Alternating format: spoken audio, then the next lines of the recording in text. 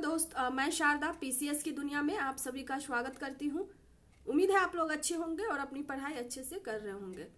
हम लोग जो है वो ज्ञान बिंदु के का जो टेस्ट है डबल स्टार वाला उसको कर रहे हैं। उसमें हम लोगों ने सेट 4 कर लिया था, टोटल 100 क्वेश्चन। आज हम लोग सेट 3 करेंगे और सेट 3 का जो टोटल 50 क्वेश्चन है वो करेंगे। साथ ही इसमें हम मैथ को नहीं करते हैं, जो जीके जीएस वाला पोर्शन है वो करेंगे और क्वेश्चन के साथ उसका एक्सप्लेनेशन भी करेंगे, ताकि अगर किसी भी तरह से क्वेश्चन आए तो आप लोग करने में सक्षम रहें। आप किसी भी परीक्षा की तैयारी कर रहे हो, चाहे वो आप बिहार दरोगा का कर रहे हो या आप बीएसएससी का कर रहे हो या 72 बीपीएससी का, ये सारे क्वेश्चन इक्वली इम्पोर्टेंट है आपके एग्जाम के पॉइंट ऑफ व्यू से। तो चलिए स्टार्ट करते हैं। जो आज का पहला क्वेश्चन है कि 3 सेक्टर की अर्थव्यवस्था प्रारूप की समग्र मांग होती है। तो देखिए, इसमें जो समग्र मांग होता है एक्चुअली ये कंज्यूमर होता है, इन्वेस्टमेंट होता है और गवर्नमेंट होता है। इसमें 3 चीज है, CIG। 3 चीज ही नहीं होता, इसके अलावा भी और चीज होते हैं, बट ये पूछ रहा है 3 सेक्टर की अर्थव्यवस्था। बट इसमें अगर पूछेगा समग्र मांग तब आप क्या लिखेंगे? तो चलिए देखते हैं इसको हम लोग। इसमें आपसे 2 तरह से क्वेश्चन पूछ सकता है। एक तो सीधा 3 सेक्टर का मांग, तो ये तीनों हो जाएगा CIJ, जिसको आप कहते हैं consumer, investment and government. But अगर ओवरऑल समग्र मांग पूछेगा तो आपका हो जाएगा कंजम्पशन, इन्वेस्टमेंट, गवर्नमेंट, जिसमें आप निर्यात को प्लस करते हैं और आयात को माइनस करते हैं। निर्यात को क्यों प्लस करते हैं? क्योंकि इससे हमको क्या होता है, आय की प्राप्ति होती है। बट जो हम आयात करते हैं उससे क्या होता है, हमको दूसरे देश को पैसा देना पड़ता है, तो इसी वजह से इसको माइनस कर देते हैं। तो ये आप लोग याद रखिएगा। फिर से मैं रिपीट करती हूँ, जो समग्र मांग है उससे आपको 3 तरह से क्वेश्चन पूछेगा। एक सिर्फ पूछेगा 3 सेक्टर, तो उसमें समग्र मांग क्या होगा, और एक ओवरऑल समग्र मांग पूछेगा जिसमें आपका, क्योंकि हम LPG के दौरे में जी रहे हैं तो समग्र मांग हमारा आयात और निर्यात भी इंक्लूड होता है उसमें। तो 3 सेक्टर का होगा तो कंजम्पशन, इन्वेस्टमेंट, गवर्नमेंट होगा। और अगर ओवरऑल समग्र मांग पूछेगा तो आयात और माइनस निर्यात हो जाएगा। ये केन्स के अर्थशास्त्र के अनुसार है, क्योंकि इसका मानना है स्पेशली यह GDP के संदर्भ में दिया जाता है। अगर हम ज़्यादा करेंगे तो फिर ज़्यादा हो जाएगा, बट इतना आप लोग याद रखिएगा। अगला क्वेश्चन है तीसरा, किस अधिनियम के तहत भारतीय विधान परिषद को द्विसदनीय व्यवस्था यानी कि लोकसभा वर्तमान का और अभी का जो राज्यसभा है के द्वारा प्रतिस्थापित किया गया? तो ये था मॉन्टेग्यू चेम्सफोर्ड सुधार 1919, जिसके तहत आपका जो है द्विसदनीय व्यवस्था की गई थी, जिसमें एक लोकसभा और राज्यसभा का व्यवस्था किया गया था। तो ये है जो चौथा क्वेश्चन है, वो पूछा गया है कि बंदरगाह और राज्य का मिलान करने के लिए दिया हुआ है। तो न्यू मंगलौर कहाँ है? न्यू मंगलौर आपका कर्नाटका में है। दूसरा है एन्नौर तमिलनाडु में है। दाहेज गुजरात में है और पारादीप उड़ीसा में है। फिर से मैं रिपीट कर दूं, न्यू मैंगलोर कहाँ है? कर्नाटका, यानी कि 3, न्यू मैंगलोर कर्नाटका, एन्नौर तमिलनाडु, दाहेज गुजरात और पारादीप उड़ीसा। तो ये याद रखिएगा आप लोग। जो 5वां क्वेश्चन है कि निम्नलिखित कथनों पर विचार करिए कि सिंधु घाटी की सभ्यता के लोग तंत्र मंत्र में विश्वास नहीं करते थे। तो सिंधु घाटी के लोग जो थे वो तंत्र मंत्र में विश्वास करते थे, इसलिए ये गलत हो जाएगा। सैंधववासी पुनर्जन्म में विश्वास करते थे। तो इसमें से पूछ रहा है कि कौन सा कथन सही कथन है? तो पुनर्जन्म में विश्वास करते थे ये लोग, बट तंत्र मंत्र में भी विश्वास करते थे। तो इसका आंसर हो जाएगा केवल 2, क्योंकि कथन सही पूछ रहा है। जब आप सिंधु घाटी की सभ्यता पढ़ते हैं तो इसको कैसे पढ़ना है, एक तो ओवरऑल जो सिंधु घाटी की सभ्यता है उसके कौन कौन से स्थल थे, उसके समकालीन कौन कौन सी सभ्यता थी, उसके साथ अगर आप ओवरऑल पढ़े तो सिंधु घाटी की क्या सामाजिक स्थिति थी, क्या राजनीतिक स्थिति थी, क्या अर्थव्यवस्था की स्थिति थी, क्या धार्मिक स्थिति था। इस तरह से आप पढ़िएगा तो किसी तरह से अगर स्टेटमेंट बेस्ड क्वेश्चन पूछेगा तो आराम से कर लीजिएगा। फॉर एग्जाम्पल हम लोग 2 को अभी देखते हैं, अर्थव्यवस्था और धार्मिक। जैसे अर्थव्यवस्था में क्या था कि उस समय कृषि जो है वो अर्थव्यवस्था शुरू हो गया था, उद्योग भी था, जैसे मनका उद्योग वगैरह जो भी आप फैक्ट पढ़ते हैं उसको कनेक्ट करिए यहाँ से। जो व्यापार होता था वो दो तरह का व्यापार होता था, एक आंतरिक व्यापार, एक बाह्य व्यापार। आंतरिक व्यापार का मतलब जैसे अभी हम लोग देखते हैं एक स्टेट से दूसरे स्टेट, और बाह्य व्यापार का मतलब हुआ भारत के बाहर किसी देश से, जैसे मध्य एशिया वगैरह से भी हम लोग का व्यापार होता था। अगर धार्मिक स्थिति देखिए तो ये लोग मातृ देवी की पूजा करते थे। उसके बाद आपका जो प्रकृति पूजा होता था उसका पूजा करते थे। साथ ही कई बार पूछ देता है कि मूर्ति पूजा करते थे कि नहीं सिंधु लोग, तो करते थे। क्यों? क्योंकि जो आपका वहाँ पे देखिएगा जो महादेव है उनका एक रूप वहाँ पे मिलता है, जिसको क्या कहते हैं आप लोग बताइएगा। दूसरा है ये अंधविश्वास को मानते थे, इसलिए इनके ताबीज मिला है कई स्थलों से, और ये पुनर्जन्म में भी विश्वास करते थे। इसकी जानकारी हमें मिलती है इनके दफनाने के 3 तरीके से। कई बार पढ़ते होंगे कि सिंधु घाटी के लोगों को जो है वो दफनाया जाता था इस तरह से कि जो उनके आवश्यक वस्तु हैं उनको भी साथ में रखा जाता था। तो इसका उद्देश्य यही होता था कि आने वाले समय में इसका ये यूज करेंगे। तो ये था धार्मिक स्थिति। अगला क्वेश्चन है, ये ओम्स लॉ पूछ रहा है कि ओम्स लॉ क्या होता है। तो ओम्स लॉ जो होता है आपको V=IR होता है, V=IR होता है। अब यहाँ पे देखिए कि नियत ताप पर V इन्वर्सिबल I होता है, और इसी को आप जब पढ़ते हैं ओवरऑल तो R बराबर रो इंटू L/A होता है, ठीक है। और V=IR होता है, तो आप इससे सारा इक्वेशन ही निकाल सकते हैं, जो कि इस बार 71वीं BPSC में इस तरह से क्वेश्चन पूछा था। तो ये सब चीजें थोड़ा सा प्रैक्टिस करिएगा। फॉर एग्जाम्पल हम बता देते हैं, V=IR है। अगर आपको रेसिस्टेंट का पूछेगा तो क्या हो जाएगा, I/V हो जाएगा। अगर आपको पूछेगा कि करंट का क्या हो जाएगा तो R/V हो जाएगा, क्योंकि ये जो इन्वर्सली प्रोपोर्शनल है उसके स्थान पे आपको कोई ना कोई कांस्टेंट रखना होता है, इसलिए इसका फॉर्मूला हो जाता है R बराबर रो इंटू L/A ओवरऑल। जब आप सारे को आप उसको डेरिवेट करेंगे उसके बाद। जो 7वां क्वेश्चन है वो है विटामिन ए, मतलब दिया हुआ है एक तरफ दिया हुआ है आपका विटामिन, दूसरा तरफ दिया हुआ है डिजीज, यानी कि जो विटामिन है अगर उसकी कमी हो जाती है आपके शरीर में तो आपको कौन सा बीमारी हो सकता है। तो देखिए विटामिन ए को क्या कहते हैं, रेटिनॉल कहते हैं, और इससे कौन सी बीमारी होती है, नाइट ब्लाइंडनेस। दूसरा दिया है B1 से क्या होता है, रिकेट्स होता है। विटामिन सी स्कर्वी, जिससे क्या होता है, स्कर्वी होता है। विटामिन डी कैल्सीफेरॉल, जिससे आपको क्या होता है, रिकेट्स होता है। ये मैं फिर से रिपीट करती हूँ, मुझे लगता है मैं गलत वो कर दी हूँ। विटामिन ए से रतौंधी होता है, विटामिन ए से रतौंधी। B1 से आपका बेरी, बी से बेरी होता है, बी से बेरी होता है। विटामिन सी से स्कर्वी होता है, विटामिन डी से रिकेट्स होता है। ये तो है ही, साथ ही आपको जितने भी विटामिन हैं उसको आपको 3 स्तर पे याद रखने चाहिए।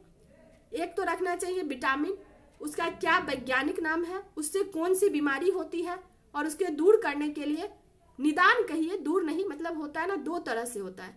एक तो आपको रोग हो जाए, दूसरा आपको रोग हो ही ना, तो उसके बचाव के लिए आपको क्या करना चाहिए। तो मैं एक एक करके विटामिन का नाम बताती हूँ, इससे आपको किसी भी एग्जाम में एक क्वेश्चन रहता ही है। जैसे विटामिन ए का रेटिनॉल है, उससे कौन सी बीमारी होती है, या तो रतौंधी जिसको आप नाइट ब्लाइंडनेस कहते हैं, या कई बार जीलोपैथेलमिया भी दे देता है, तो ये भी होता है। उसके लिए आपको डेली क्या खाने में लेना चाहिए, गाजर और हरी सब्जी। इवन आप लोग भी इस तरह से अपना एक चार्ट तैयार कर ले, ताकि एग्जाम के टाइम पे आपको रिवीजन में मिनिमम टाइम लगे। B1 का जैसे थायमीन है, और इसका जो इससे बीमारी होता है बेरी। B2 का देखिए राइबोफ्लाविन, इससे जो बीमारी होता है आपका किलोसिस। B2 कई बार याद पूछता है, बी में B1, B2 और B12। B12 से क्या होता है आपका साइकोकोलवामाइन कहते हैं, और इससे रक्त की कमी हो जाती है। विटामिन सी का क्या नाम है, एस्कॉर्बिक एसिड, उससे कौन सी बीमारी होती है, स्कर्वी होता है, स्किन डिजीज। विटामिन डी कई बार देखेंगे, विटामिन डी 2 तरह के होते हैं, विटामिन D2 और D3। वैसे विटामिन डी का जो नाम होता है वो कॉल्सीफेरॉल होता है, और उससे कौन सी बीमारी होती है, रिकेट्स होता है या ऑस्टोमलेशिया होता है। ऑस्टोमलेशिया का मतलब होता है आपका जो बोन है ना वो बहुत ज़्यादा वीक हो जाता है। इसलिए कहा जाता है कि तेल, अंडा और मछली डेली यूज में खाना चाहिए। विटामिन ई ये काफ़ी बार पूछता है, ये टोकोफेरॉल होता है और इससे जो जनन क्षमता होती है वो कम हो जाता है।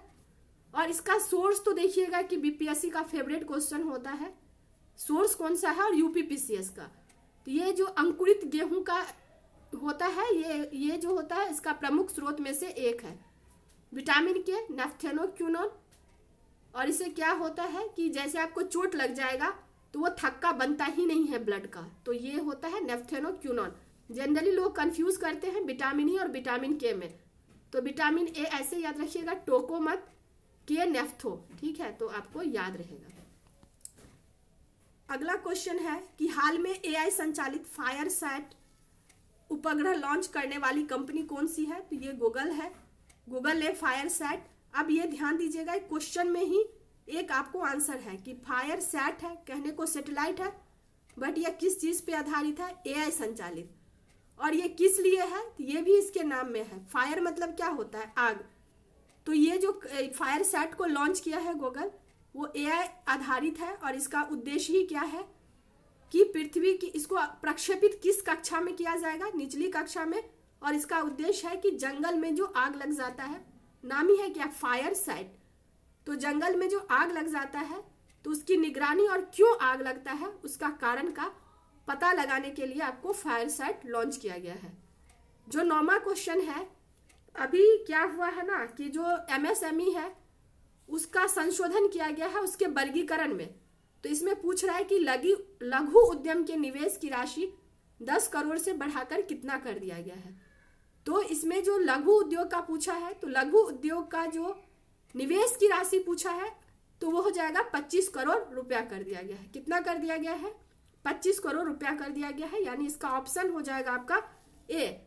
हम लोग ओवरऑल देखते हैं एमएसएमई, हाल ही में सूक्ष्म, लघु और मध्यम उद्योग, यानी कि इसमें 3 उद्योग है और इसका जो वर्गीकरण किया जाता है वो 2 आधार पे किया जाता है। एक तो निवेश के आधार पे, जैसे इस यहाँ पे आपने देखा पूछा निवेश के आधार पे, अगर यही पूछ देता टर्नओवर के आधार पे तब क्या हो जाता। तो हम लोग देखते हैं पूरा तीनों सेक्टर का कि क्या संशोधन के बाद क्या किया है और संशोधन से पहले क्या था। तो सबसे पहले हम लोग निवेश के आधार पे देखेंगे, फिर टर्नओवर के आधार पे देखेंगे। तो सबसे पहले निवेश में देखते हैं कि जो सूक्ष्म है उसमें 1 करोड़ था जिसकी राशि बढ़ा के 2.5 करोड़ कर दिया गया है। दूसरा लघु था जो अभी क्वेश्चन में पूछा था, उसमें 10 करोड़ से बढ़ा के 25 करोड़ कर दिया गया है। जो मध्यम है उसमें 25 से 125 करोड़ कर दिया गया है। टर्नओवर के हिसाब से देखिए तो निवेश में आप लोग ऐसे भी याद रख सकते हैं 25 125, मतलब 2.5 फिर 25 फिर 125। और टर्नओवर में क्या था? पहले था 5 से 10, 50 से 100 और 20 से 250 से 500। तो ये याद रखिएगा 5 करोड़ से 10 करोड़ कर दिया गया है टर्नओवर में, सूक्ष्म में, लघु में 50 करोड़ से 100 करोड़ और मध्यम में 250 करोड़ से 500 करोड़। तो ये चार्ट भी आप लोग बना सकते हैं। और अगर हाँ पीडीएफ लेना हो तो डिस्क्रिप्शन में हम लिंक दे देंगे टेलीग्राम का, वहाँ से आप ज्वाइन कर सकते हैं। नहीं तो आप लोग भी इस तरह से अपना बना सकते हैं, ठीक है। अब देखिए ये पूछ रहा है कि मुगल काल के शासन तंत्र के सुचालन के लिए अकबर द्वारा 4 मंत्री पद सृजन किए गए थे। एक तो आपको यही पता चल गया कि अकबर के द्वारा 4 मंत्री पद जो सृजन किए गए थे वो 4 पद कौन कौन से हैं? वकील है, वजीर है, मीर बख्शी है, सद्र और शुदूर है। बट इसमें क्वेश्चन पूछ रहा है कि जो मंत्री किए गए थे वो उनका विभाग कौन कौन सा था। तो आपको इसमें 2 पॉइंट याद रखना है। एक तो अकबर ने जो 4 मंत्री पद सृजित किए वो मंत्री कौन कौन से थे और उनका विभाग क्या था। तो वकील जो होते थे वो सर्वोच्च प्रशासनिक अधिकारी थे। जो वजीर होता था वो राजस्व और वित्त विभाग का प्रमुख होता था। जो मीर बख्शी होता था वो आपका सैन्य विभाग का प्रमुख होता था। जो सद्र और सुदूर था वो धार्मिक कार्य से संबंधित थे। तो इसका ऑप्शन क्या हो जाएगा? ए का हो जाएगा आपका 2, बी का हो जाएगा आपका 1, सी का हो जाएगा आपका 4, यानी कि इसका पहला ऑप्शन हो जाएगा सही 10 का। हम लोग अब 11वां क्वेश्चन की तरफ बढ़ते हैं जो 11वां क्वेश्चन है वो है आपका कि निम्नलिखित में से कौन सा सम्मिलित है प्रसिद्ध कलाकार और संबंधित नृत्य। इसका मतलब हुआ कि इसमें कोई एक ही सही होगा, बाकी जो होंगे वो गलत होंगे। तो हम लोग ये भी देखेंगे कि जो गलत है वो किस नृत्य से संबंधित है। तो इसमें जो सही है वो माधुरी अम्मा है, जो कि मोहिनी अट्टम से संबंधित है। अब हम लोग देखते हैं कि जो गलत था वो क्यों गलत था, और जो नृत्य है वो किस नृत्य से संबंधित है। टोटल अभी कितने हमारे शास्त्रीय नृत्य हैं। जो यामिनी कृष्णमूर्ति हैं वो भरतनाट्यम से संबंधित है, और भरतनाट्यम किस स्टेट का शास्त्रीय नृत्य है, तमिलनाडु का। अर्पणा सतीशन कुचिपुड़ी की है, और कुचिपुड़ी आंध्र प्रदेश का जो है आपका शास्त्रीय नृत्य है। केलुचरण महापात्रा ओडिशा से है, और माधुरी अम्मा मोहिनी अट्टम से है। अब देखिए, इसको जो शास्त्रीय नृत्य होता है उसको शास्त्रीय नृत्य का दर्जा कौन देता है, ये कई बार आपको पूछ लेगा। ये संगीत नाटक अकादमी के द्वारा ये जो है वो प्रचलित किया जाता है। क्या सभी नाट्य को जो है वो शास्त्रीय दर्जा दे दिया जाएगा, तो नहीं। ऐसे नृत्य को शास्त्रीय नृत्य का दर्जा दिया जाता है जो नाट्य शास्त्र यानी कि जो हमारे प्राचीन ग्रंथ होते हैं उसकी जो विशेषता होती है वो ग्रहण करने होने चाहिए। अभी तक टोटल 8 ऐसे नृत्य हैं जिनको कि शास्त्रीय नृत्य का दर्जा दिया गया है, जिसमें भरतनाट्यम है, कथक है, कुचिपुड़ी है, कथकली है, ओडिशा है, मोहिनी अट्टम है, साहित्य है और मणिपुरी है। तो ये 8 नाम आप लोग याद रखिएगा, और इनकी जो नृत्यांगना या जो नर्तक हैं उनका भी नाम याद रखिएगा, और किस राज्य से संबंधित है ये भी याद रखिएगा। जो 13वां क्वेश्चन है, विश्व रेडियो दिवस कब मनाया जाता है। तो विश्व रेडियो दिवस जो है वो आपका मनाया जाता है कब,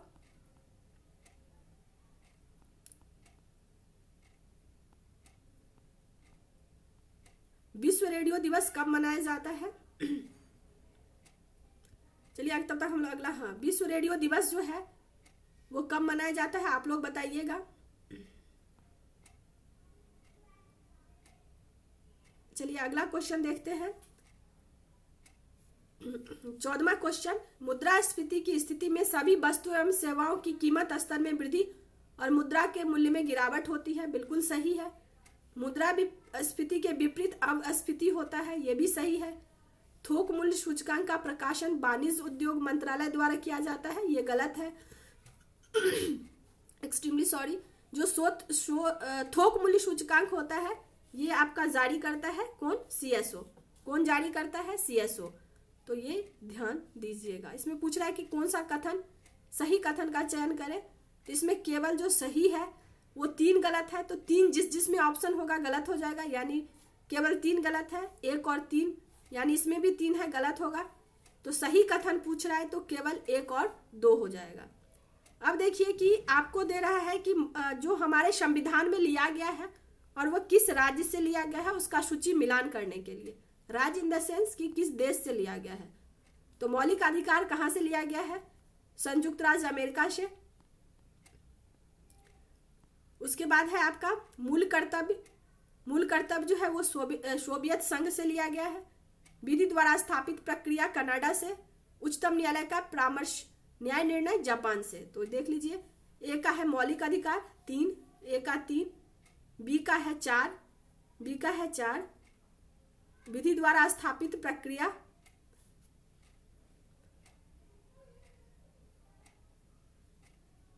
उच्चतम न्यायालय परामर्श से निर्णय। आप लोग मिला लीजिएगा, ये कट गया है एक्चुअली, मैं स्क्रीनशॉट ले रही थी। तो ये आप देख लीजिए कि हमने आपके पूरा स्रोत का नाम दे दिया है। जैसे भारत शासन अधिनियम से हमने क्या क्या लिया है, ब्रिटेन के संविधान से हमने क्या लिया है, आयरलैंड के संविधान से क्या लिया है, कनाडा के संविधान से हमने सर्वोच्च न्यायालय के परामर्श जो निर्णय होता है वो लिया है, जो राष्ट्रपति लेता है परामर्श न्यायालय, और किस आर्टिकल के तहत है ये भी बताइएगा। और जो विधि का शासन होता है, एक्चुअली हम लोग के यहाँ 2 तरह के शासन होते हैं, एक विधि का शासन, दूसरा होता है विधि द्वारा स्थापित प्रक्रिया। तो हमारे यहाँ विधि का शासन ही है। स्थापित प्रक्रिया हालांकि मेनका गांधी वाद के बाद आया था, बट उतना वो सही था नहीं। तो हालांकि इसका आंसर हमको लगता है चौथा होगा। तो आप लोग मिलान कर लीजिएगा क्वेश्चन नंबर 15 का। मौलिक अधिकार मैं फिर से रिपीट कर देती हूँ। संयुक्त राज्य अमेरिका से लिया गया था, मूल कर्तव्य यूएसएसआर से लिया गया था, विधि द्वारा स्थापित प्रक्रिया जापान से लिया गया था, और उच्चतम न्यायालय का जो परामर्शीय न्याय निर्णय है वो आपका कनाडा से लिया गया है। तो इसमें चौथा ऑप्शन है जो कि कट गया है, तो आप लोग इसको ठीक कर लीजिएगा और ये सारे स्रोत को भी देख लीजिएगा। अगला क्वेश्चन है निम्नलिखित कथनों पर असत्य कथन का। अब यहाँ पे देखिए क्या पूछ रहा है कि असत्य कथन पर असत्य कथन का चयन करें। तो कार्ल मार्क्स का जन्म टियर नगर में हुआ था, बिल्कुल सही था। कार्ल मार्क्स हिगल और एंगेल्स के विचार से प्रभावित थे, बिल्कुल सही था। कार्ल मार्क्स ने 1866 में दास कैपिटल की रचना की, तो नहीं था, ये 1867 में इन्होंने दास कैपिटल की रचना की थी। और इनका जो सिद्धांत था वो द्वंदात्मक भौतिकवाद था, ये भी सही है। यानी कि इसमें जो असत्य कथन है वो है आपका तीसरा। हम लोग देखते हैं कार्ल मार्क्स के बारे में ओवरऑल, उनका जन्म कहाँ हुआ था, उनकी शिक्षा कहाँ हुई थी, उन्होंने इस पुस्तक के अलावा कहाँ कौन कौन सी पुस्तक लिखी थी, और ये जो द्वंदात्मक भौतिकवाद है इसका विचार इन्होंने किस पुस्तक में दिया था। तो चलिए देखते हैं। सॉरी मेरा गला थोड़ा सा खराश है, तो आप लोग थोड़ा मैनेज कर लीजिएगा 1-2 दिन। इनका जो जन्म हुआ था पर्सिया के राइन प्रांत में जो टियर नगर में है। पहला तिथि कौन सी थी, 5 मई 1918। इनका शिक्षा देखिएगा तो प्रारंभिक शिक्षा जिमेनियन स्कूल में हुआ था, जो कहाँ है, टियर नगर में, यही ऑप्शन में दिया था। इनका जो कानूनी शिक्षा इन्होंने प्राप्त की थी वो बोन विश्वविद्यालय से किया था, और जो इन्होंने दार्शनिक और इतिहास की शिक्षा ली थी वो बर्नियर से लिया था। तो ये आप लोग थोड़ा देखिएगा, बर्लिन यूनिवर्सिटी से इन्होंने लिया था। तो फिर मैं रिपीट कर देती हूँ, इनका जो प्रारंभिक शिक्षा था वो ये जहाँ रहते थे वहीं लिए थे, यानी जिम्नेनियन में। कानूनी शिक्षा बोन विश्वविद्यालय में, दर्शन और इतिहास की शिक्षा बर्लिन में, यानी कि जर्मनी, ब्रिटेन और ट्रिनियर नगर में इन्होंने अपनी शिक्षा प्राप्त की थी। इनके ये विचार थे एंगेल्स और हीगल से के विचार से ये काफी प्रभावित थे। इनकी जो पुस्तक थी, सबसे पहली पुस्तक इनकी है होली फैमिली, इन्होंने सर्वहारा, बड़ संघर्ष और जो द्वंदात्मक भौतिकवाद है। द्वंदात्मक भौतिकवाद का मतलब होता है अमीर और गरीब के बीच जो खाई है उसके बारे में इन्होंने बताया था। जो दास कैपिटल है उन्होंने 1867 में लिखा था। द पॉवर्टी ऑफ फिलोसफी, ये भी इनकी पुस्तक है। तो ये होली फैमिली एकदम अच्छा है, मतलब याद रखना है आपको। अगर पूछ देगा कि जो कार्ल मार्क्स थे वो किस पुस्तक में द्वंदात्मक भौतिकवाद का विचार प्रस्तुत किए थे, तो वो होली फैमिली था। दास कैपिटल इनकी प्रमुख रचनाओं में से एक है। द पॉवर्टी ऑफ फिलोसफी भी इनकी प्रमुख रचनाओं में से एक है। तो ये सारा आप लोग को याद रखना है। जो 18वां क्वेश्चन है, एका आंदोलन। एका आंदोलन जो है वो मदारसी, पारसी और सहरेब के नेतृत्व में किया गया था। यह किसान आंदोलन ही था जिसका उद्देश्य था कि उस समय जो महंगाई था बहुत अधिक बढ़ रहा था, तो इनका कहना था कि जो आप लगान लेते हैं उसको कैश में कन्वर्ट कर दीजिए। तो ये यूपी में हुआ था, आपको याद रखना है। बिजौलिया आंदोलन, ये चारण और ब्रह्मदेव थे। और बारदोली सत्याग्रह जो था वो सरदार पटेल के द्वारा किया गया था, तो ये भी आप लोग याद रखिएगा। तेभागा आंदोलन बंगाल में हुआ था। एक आंदोलन मदारसी पारसी, यानी 4 हो गया, 4 एक ही में है। देखिए बी का बिजौलिया आंदोलन, चारण और ब्रह्मदेव हो गया। बारदोली सत्याग्रह सरदार वल्लभ भाई पटेल, और तेभागा आंदोलन कंपास राम सिंह के द्वारा किया गया था। तो आपको ये इसमें से ना जब इस तरह के क्वेश्चन पढ़ते हैं तो यही सूची है, यहीं पे आप लिख दीजिए इसके क्या कारण थे, ठीक है। तो इससे आपको अगर स्टेटमेंट बेस्ड क्वेश्चन भी पूछता है तो आप आराम से कर लेंगे। अच्छा, हमने जैसे यहाँ पे बताने की थोड़ा कोशिश की, बट ठीक है आप लोग भी थोड़ा करिए तो और आपका अच्छा हो जाएगा। जो समान बायोडाब होता है उस पर जल का क्वथनांक कितना होता है, ये 100 डिग्री सेल्सियस होता है। तो आपको ये होना चाहिए कि क्वथनांक होता क्या है। क्वथनांक होता है कि कोई भी द्रव जब वाष्प में बदलती है तो उसका जो ताप, जिस ताप पे वो बदलती है वो वायुमंडलीय दाब पे, वही उसका क्वथनांक होता है। प्रतिचुंबकीय पदार्थ की चुंबकीय प्रकृति कैसी होती है, देखिए इस शब्द में ही है। प्रतिचुंबकीय मतलब क्या हुआ, एंटी मैग्नेटिक, मतलब जिधर चुंबक होगा उसके विपरीत। तो इसका जो प्रकृति कैसा होगा, ऑब्वियसली ऋणात्मक होगा। मतलब जब इस तरह के क्वेश्चन ना आए तो आप इसको ना थोड़ा सा क्वेश्चन में ही दिमाग लगाइएगा। इसमें है प्रतिचुंबकीय पदार्थ, मतलब ही हुआ प्रति मतलब एंटी, और चुंबक मतलब चुंबक के एंटी। तो इसका जो प्रकृति होगा कैसा होगा, धनात्मक तो होगा नहीं, उदासीन भी नहीं होगा, क्योंकि वो कुछ तो बल लगा रहा है अपना। जैसे न्यूटन के थर्ड लॉ होता है, प्रत्येक क्रिया के विपरीत प्रतिक्रिया। जब आप एक पे बल लगाते हैं, फॉर एग्जाम्पल ए बी, तो दूसरा जो बल लगाएगा वो सेम बल लगाएगा ए बी, बट वो कैसा होगा, नकारात्मक होगा। तो सेम ये प्रतिचुंबकीय और चुंबकीय में होता है। ये पूछ रहा है एंटी चुंबकीय की प्रकृति क्या होती है, तो ये आपका ऋणात्मक होता है, यानी कि बी ऑप्शन हो जाएगा। ये मैं बता दी हूँ यहाँ पे प्रतिचुंबकीय क्या होता है। ये एंटी मैग्नेटिक क्षेत्र बनाए रखने के लिए ऐसा वो क्रिएट करता है। और हाँ, इसका एग्जाम्पल भी आपको याद रखना चाहिए, जैसे तांबा हो गया, सोना, चांदी, ये एंटी चुंबकीय पदार्थ है। और कई बार पूछ देता है कि जो एंटी मैग्नेटिक इफेक्ट है क्या वो टेम्परेचर बढ़ाने पे घटता या बढ़ता है, तो ऐसा बिल्कुल नहीं होता। ये टेम्परेचर से बिल्कुल इंडिपेंडेंट होता है। अगला हमारा क्वेश्चन है, हाल ही में आईफा अवार्ड 2025 में सर्वश्रेष्ठ अभिनेत्री का अवार्ड किसे मिला है, तो इसमें बस नीतांशी गोयल।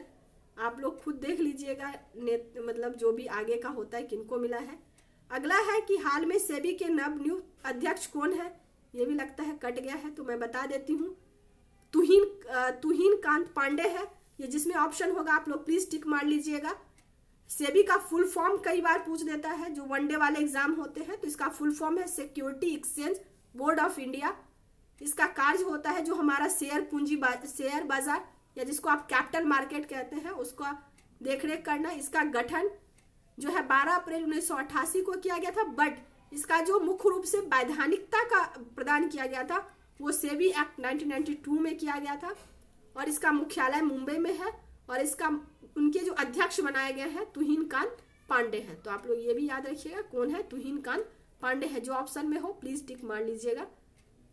अगला जो क्वेश्चन है वो है कि भारत के वरीयता क्रम निम्नलिखित में से भारत के मुख्य न्यायाधीश के समान वरीयता किसको दिया जाता है। ये सब क्वेश्चन थोड़ा फैक्चुअल होता है, अगर याद रहे तो बहुत अच्छा, नहीं याद रहे तो कोई उतना लोड लेने जैसा है नहीं। मैं देख लीजिएगा एक बार, ये मैं पूरा ये बता दी हूँ कि कौन है वरीयता क्रम में। सबसे पहले राष्ट्रपति आते हैं पहला, दूसरा आते हैं उपराष्ट्रपति, तीसरा आते हैं प्रधानमंत्री, चौथा आते हैं मुख्य न्यायाधीश। और यही यहाँ पे पूछा है कि मुख्य न्यायाधीश के समक्ष कौन से होते हैं वरीयता क्रम में। मतलब आपको 6 लिखना है, 6 के बाद आपको 2 पॉइंट लिखना है, चीफ जस्टिस ऑफ इंडिया, और दूसरा लिखना है लोकसभा के अध्यक्ष।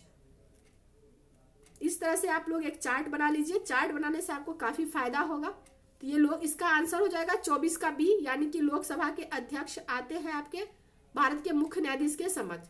तो फिर आपका जो 6-7 तक है ना वो याद रखिए, बाकी अपने आप हो जाएगा। सबसे पहले तो राष्ट्रपति ही आएंगे, दूसरे पे उपराष्ट्रपति आएंगे, तीसरे पे प्रधानमंत्री आएंगे, चौथा पे राज्यपाल आएंगे जो अपने राज्य के हैं, यानी कि केंद्र के जो संवैधानिक प्रमुख और नामात्र के प्रमुख हैं वो पहले आएंगे। उसके बाद छठे पे देखिए भारत के मुख्य न्यायाधीश और लोकसभा के अध्यक्ष आते हैं, फिर केंद्र के कैबिनेट मंत्री। और इसको आप लोग एक जो भी 12 तक है उसको याद कर लीजिएगा। डल झील की क्या स्थिति है, डल झील स्थित है कहाँ पे, तो ये है श्रीनगर में। और डल झील जो है वो काफी इंपॉर्टेंट होता है, आप चाहे यूपीएससी की भी कर रहे हो चाहे बीपीएससी के लिए। ये सब क्वेश्चन जो है ना एवरग्रीन क्वेश्चन है, जिसके बारे में आपको ओवरऑल पता होना चाहिए। डल झील की अगर देखें तो इसको फ्लोटिंग मार्केट यहाँ पे एक इसकी विशेषता है। ये श्रीनगर में अवस्थित है, वो तो देख ही चुके थे। दूसरा आपसे इसमें क्वेश्चन पूछ सकता है कि फूलों का झील या कश्मीर का मुकुट का रत्न किसे कहा जाता है, ये भी डल लेक को कहा जाता है। आपसे ये भी क्वेश्चन पूछ सकता है स्टेटमेंट में, क्या जो डल झील है वो पीर पंजाल पर्वत के बीच अवस्थित है। ये पीर पंजाल पर्वत है और यहाँ पे डल झील है, तो हाँ ये भी पीर पंजाल के मध्य में डल लेक अवस्थित है। इसमें तैरता हुआ बगीचा है। अब मणिपुर वाले से नहीं करिएगा, वो फ्यूमिड है और ये बगीचा है। कश्मीर रोड भी कहते हैं इसको। और शिकारा के लिए काफी प्रचलित होता है। शिकारा क्या होता है, शिकारा होता है आपका लकड़ी का नाव जो हम लोग गांव में देखते थे, ये पर्यटन के लिए स्पेशली यूज किया जाता है। तो ये था आपका। अगला क्वेश्चन है 26 नंबर, एली किस खेल से संबंधित परिसर का नाम है, तो एली मुक्केबाजी खेल परिसर से संबंधित नाम है। 26 हो गया। क्वेश्चन नंबर 27 करते हैं हम लोग। भारत इतिहास के संबंध में निम्नलिखित युग्मों पर विचार कीजिए। चंपारण सत्याग्रह, पहला भूख हड़ताल था, नहीं ये गलत है। पहला भूख हड़ताल अहमदाबाद मजदूर आंदोलन में किया गया था, तो पहला गलत हो जाएगा। खेरा प्रथम असहयोग आंदोलन था। सत्याग्रह का पहला प्रयोग जो है वो अहमदाबाद मजदूर में किया गया, तो पहला जो है वो गलत है। दूसरा इसमें सही पूछ रहा है ना, तो इसमें केवल 2 हो जाएगा, बाकी सब। सत्याग्रह का पहले प्रयोग आपका चंपारण में किया गया था, ये वाइस वर्सा हो जाएगा, यानी सत्याग्रह का पहला प्रयोग चंपारण में किया गया था और चंपारण में भूख हड़ताल का पहला प्रयोग अहमदाबाद में किया गया था। क्यों हुआ था ये भी आपको पता होना चाहिए। यहाँ पे पूछ रहा है कि मौर्य काल के ऊपर प्रकाश डालता है, हालांकि ये विभिन्न काल के पुस्तक है, बट मौर्य काल के बारे में सभी जो है वो प्रकाश डालते हैं, तो ये हो जाएगा आपका उपयुक्त में से सभी।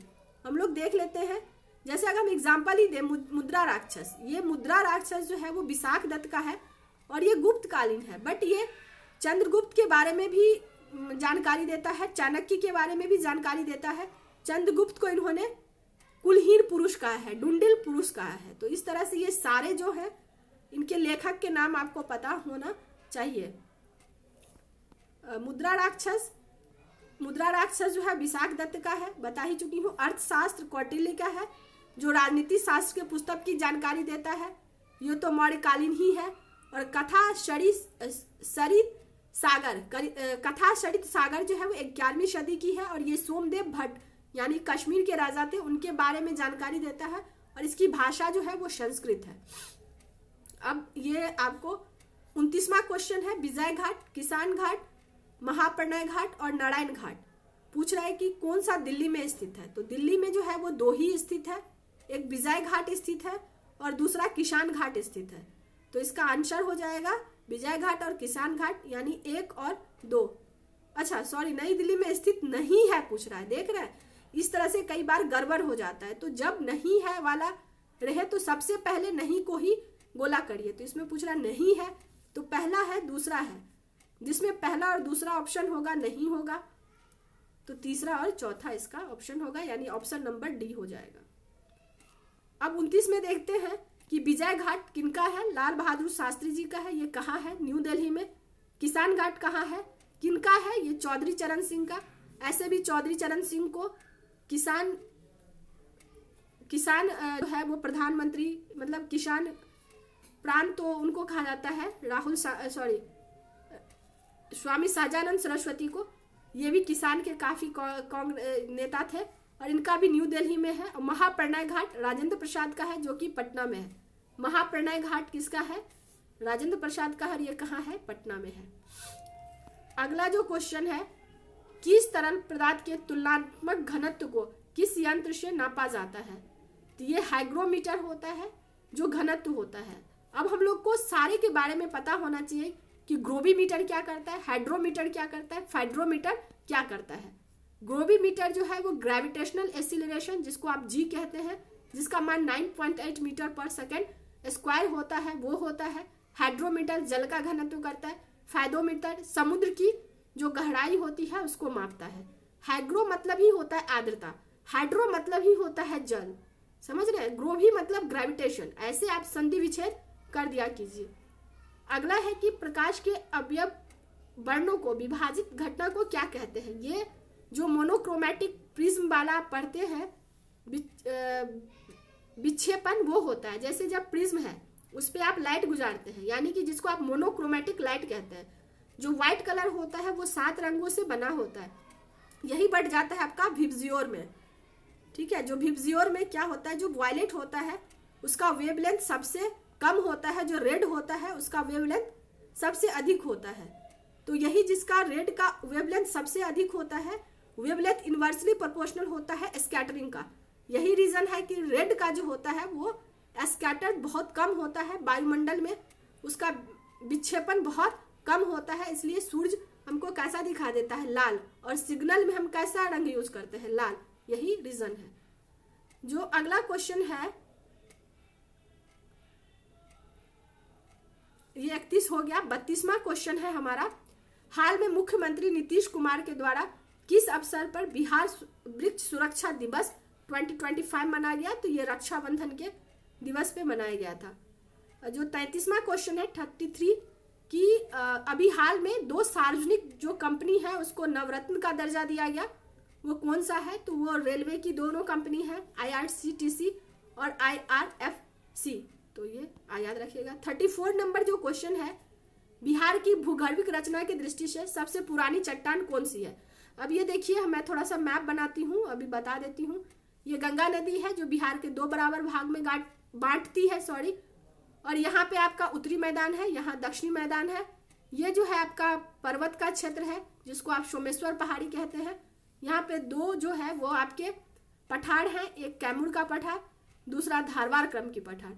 जो धारवाड़ क्रम की पठार है वो सबसे पुराना है, तो ये पाया जाता है आपका। और जो कैमूर क्रम की चट्टान है उसके बाद पुराना होता है, और ये सिर्फ 2 ही जिला में पाया जाता है, एक है आपका रोहतास, दूसरा है गया। बाकी जितने साउथ बिहार के स्पेशली जो झारखंड से सटे हुए पार्ट है वो सब में क्या पाया जाता है? वो सब में धारवाड़ क्रम की चट्टान पाई जाती है, यानी वो सबसे पुराना होगा।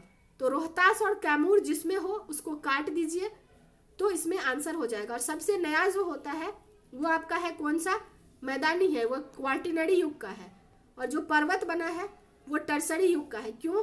क्योंकि हमारे यहाँ हिमालय का जो सबसे नवीन पार्ट होता है शिवालिक, सिर्फ उसका एक पार्ट सोमेश्वर यानी पश्चिम चंपारण में अवस्थित है। तो अब हम लोग देखते हैं, हमने क्या कहा, कैमूर जो है वो सिर्फ 2 ही में पाया जाता है, कैमूर क्रम की चट्टान कैमूर में और रोहतास में। और सबसे पुराना कौन सा है? धारवाड़। उसके बाद पुराना, सबसे पुराना धारवाड़ हो गया पहला, दूसरा कैमूर हो गया, तीसरा पर्वत हो गया, चौथा मैदान, यानी मैदान सबसे नवीन है और धारवाड़ सबसे पुराना है। और जो कैमूर क्रम की चट्टान है वो सिर्फ 2 जिला में मिलता है, एक आपका है कैमूर, दूसरा है आपका रोहतास। तो अब इसमें देखिए कि रोहतास और कैमूर जिसमें है वो कट जाएगा, कट गया। हिमालय के पर्वतीय क्षेत्र ये भी कट जाएगा, पटना और वैशाली का क्षेत्र ये भी कट जाएगा। तो इसमें बच कौन सा गया? बी, यानी कि राजगीर और मुंगेर का क्षेत्र में सबसे पुराने क्रम की चट्टान मिलेगा। जो 36वां क्वेश्चन है, AI तैयारी सूचकांक का प्रकाशन कौन करता है? तो ये करता है आपका IMF के द्वारा किया जाता है।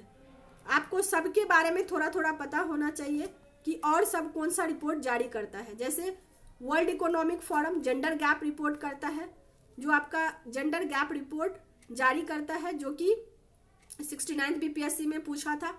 IMF AI तैयारी सूचकांक और वर्ल्ड इकोनॉमिक आउटलुक रिपोर्ट ये भी IMF जारी करता है। यूनाइटेड नेशन डेवलपमेंट प्रोग्राम ये आपका ह्यूमन डेवलपमेंट रिपोर्ट जारी करता है। तो ये आपको पता होनी चाहिए। केंद्रीय सतर्कता आयोग का गठन किस समिति के सिफारिश पर की गई थी?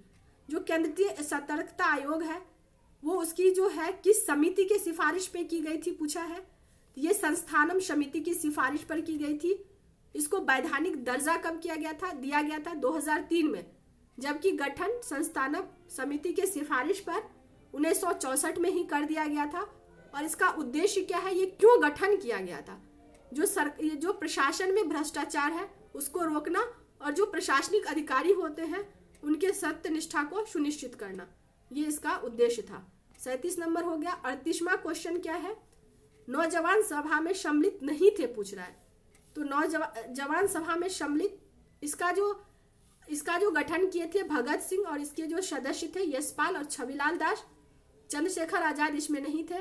बट नौजवान सभा के बारे में थोड़ा बहुत जानकारी और हम लोग को होना चाहिए कि इसका गठन का उद्देश्य क्या था।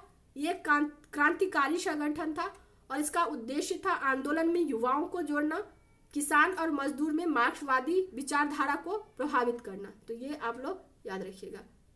बिहार की जाति गणना की शुरुआत कब की गई थी? तो इसकी शुरुआत 2 चरण में हुआ था। अगर प्रारंभिक चरण पूछे या सिर्फ ओवरऑल पूछे तब तो 7 जनवरी 2023 को हुआ था। जो इसमें कौन सा ऑप्शन है? डी ऑप्शन, यानी क्वेश्चन नंबर 41 का डी ऑप्शन हो जाएगा। और अगर पूछे द्वितीय चरण तो ये 15 अप्रैल 2023 को हुआ था। जो पहला चरण हुआ था उसमें व्यक्ति के सिर्फ जितने आर्थिक सिचुएशन है उसके बारे में जानकारी ली गई थी, और द्वितीय चरण में जाति के बारे में पूछा गया था। निम्नलिखित में से किस वैज्ञानिक, यानी 42 क्वेश्चन पे है हम लोग, स्कॉटहोम जल पुरस्कार 2025 से सम्मानित किया गया है। ये पीटर ग्लिक को या पीटर ब्लोसचेल को किया गया है। मैं कंफ्यूज हूँ इसमें, तो मैं इसको अभी छोड़ देती हूँ, मैं उसमें आपको बता दूंगी। एक अधातु जो मैं ये ना आपको मैसेज में बता दूंगी। एक अधातु जो कमरे के तापमान पर द्रव्य के रूप में मिलता है वो कौन सा है? ये ब्रोमीन है। और इसका कलर कैसा होता है? रेड कलर का होता है। और यही क्वेश्चन आपका 67 बीपीएससी में पूछा था या 63rd में, कि कमरे के तापमान पर द्रव अवस्था में कौन सा जो है वो मिलता है, और ये अधातु पूछा है। तो ये ब्रोमीन लिक्विड होता है और इसका कलर कैसा होता है? रेड। अब देखिए इंसुलिन जो है वो कहाँ से रिलीज होता है? इंसुलिन पैनक्रियाज से रिलीज होता है। इंसुलिन का काम क्या है? ये आपके कार्बोहाइड्रेट को पचाने में सहायता करता है, और इसीलिए इसकी कमी से क्या होता है? आपको डायबिटीज हो जाता है। तो जब आपको डायबिटीज होता है इंसुलिन का सुई लेना पड़ता है। ये 45 रीजनिंग है जो कि मैं नहीं करवा रही हूँ फिलहाल। बिहार का अंतिम अफगान शासक कौन था? ये था दाऊद खां कर्रानी। ये आप लोग याद रखिएगा, दाऊद खां कर्रानी बिहार का अंतिम अफगान शासक था। कौन सा देश सार्क का सदस्य नहीं है? हमने इसको ऐसे याद रखा है, MBBS पेन। MBBS पेन से आप लोग भी याद रख सकते हैं। MBBS पेन का मतलब क्या हुआ? M से मालदीव, B से बांग्लादेश, B से भूटान, S से श्रीलंका, P से पाकिस्तान, A से अफगानिस्तान, इंडिया और नेपाल। तो इसमें पूछ रहा है कि कौन सा नहीं है, तो इसमें हो जाएगा आपका तिब्बत है, नहीं है। फिर मैं रिपीट करती हूँ, सार्क के सदस्य देश को आप कैसे याद रख सकते हैं? MBBS PAN यानी पाकिस्तान, अफगानिस्तान, इंडिया, नेपाल हो गया। उसके बाद बांग्लादेश, भूटान,